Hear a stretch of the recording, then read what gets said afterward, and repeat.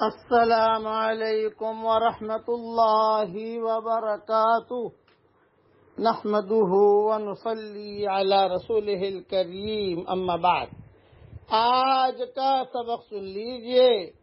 آج کے سبق کی سرخی ہے قرآن سے دوستی کیجئے، پارٹ نمبر 34۔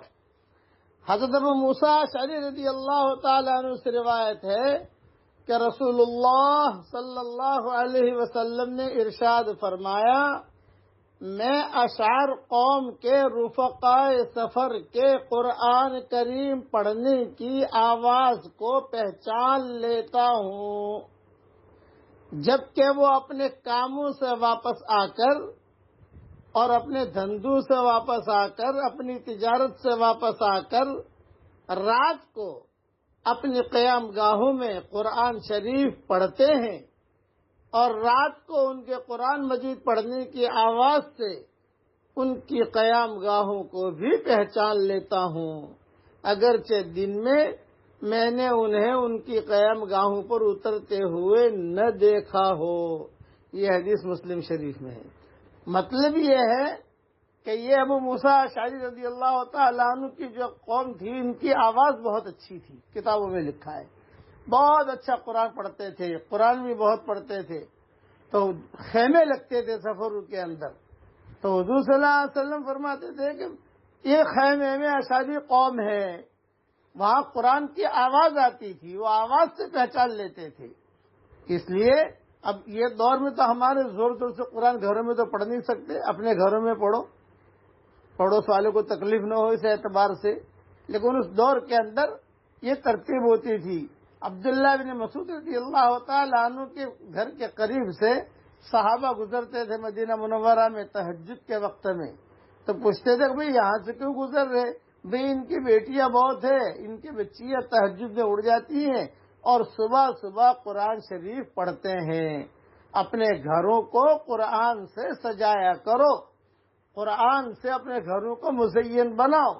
یہ گانے اور یہ ٹی وی اور یہ وی سی آر اور یہ موسیقی، یہ سارے تنتنیے جو ہے نا دجالی فتنے ہیں، ان کو اپنے گھروں سے نکالیے، اور ہمارے گھروں میں قرآن شریف کی آواز ہر کمرے سے آ رہی ہو۔ اللہ تعالی ہم سب کو عمل کرنے کی توفیق عطا فرمائے، آمین۔ وآخر دعوانا ان الحمدللہ رب العالمین۔ السلام علیکم ورحمۃ اللہ وبرکاتہ نحمده ونصلی علی رسولہ الکریم اما بعد۔ آج کا سبق سن لیجئے۔ آج کے سبق کی سرخی ہے قرآن سے دوستی کیجئے، پارٹ نمبر 34۔ حضرت ابو موسیٰ اشعری رضی اللہ تعالیٰ عنہ سے روایت ہے کہ رسول اللہ صلی اللہ علیہ وسلم نے ارشاد فرمایا، میں اشعار قوم کے رفقائے سفر کے قرآن کریم پڑھنے کی آواز کو پہچان لیتا ہوں، جبکہ وہ اپنے کاموں سے واپس آ کر اور اپنے دھندوں سے واپس آ کر، اپنی تجارت سے واپس آ کر رات کو اپنی قیام گاہوں میں قرآن شریف پڑھتے ہیں، اور رات کو ان کے قرآن مجید پڑھنے کی آواز سے ان کی قیام گاہوں کو بھی پہچان لیتا ہوں، اگرچہ دن میں نے انہیں ان کی قیام گاہوں پر اترتے ہوئے نہ دیکھا ہو۔ یہ حدیث مسلم شریف میں ہے۔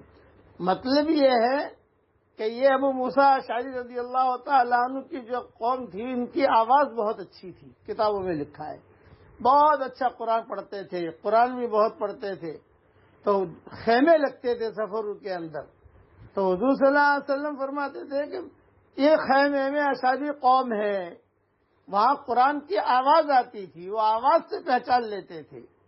اس لیے اب یہ دور میں تو ہمارے زور زور سے قرآن گھروں میں تو پڑھ نہیں سکتے، اپنے گھروں میں پڑھو، پڑوس والوں کو تکلیف نہ ہو اس اعتبار سے، لیکن اس دور کے اندر یہ ترتیب ہوتی تھی۔